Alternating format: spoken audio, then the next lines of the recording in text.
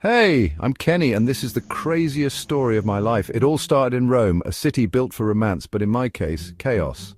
I was sketching the Trevi fountain when I saw her.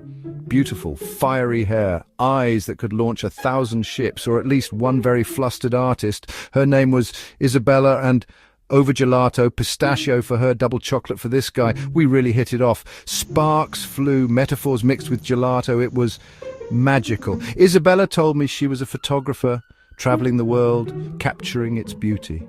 I told her about my dream of becoming a comic book artist. We spent the next few days inseparable, touring ancient ruins, sharing pizzas the size of our future together, or so I thought. We even made a wish together at the Trevi fountain. Little did I know, my wish was about to be granted in the most confusing way possible.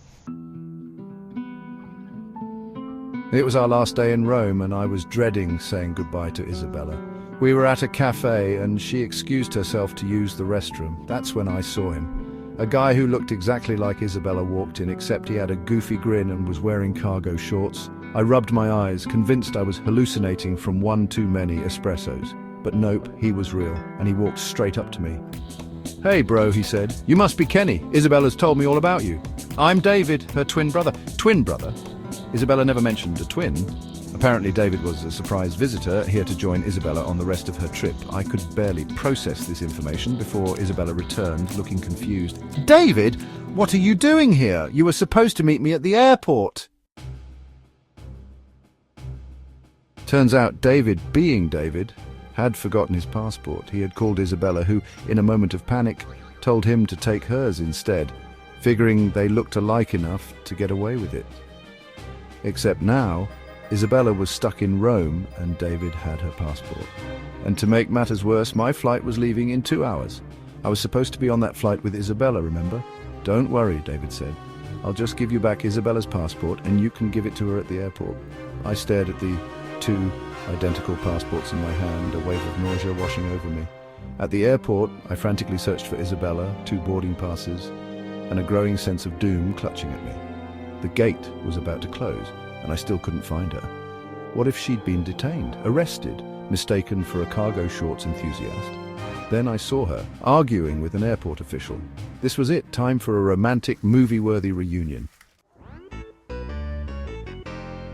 I raced towards her, dodging bewildered tourists and stray luggage carts. "Isabella," I shouted breathlessly, "I have your passport. Everything's going to be all right." But when she turned around, it wasn't Isabella, it was David.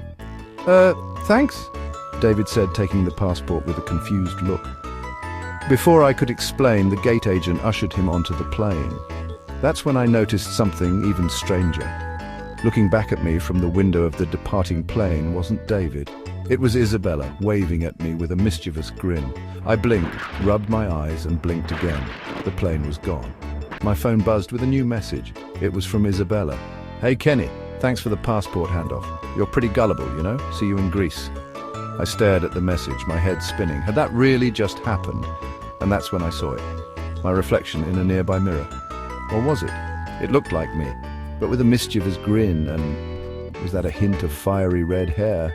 I guess my wish at the Trevi fountain really did come true. It just came with a side of identity crisis.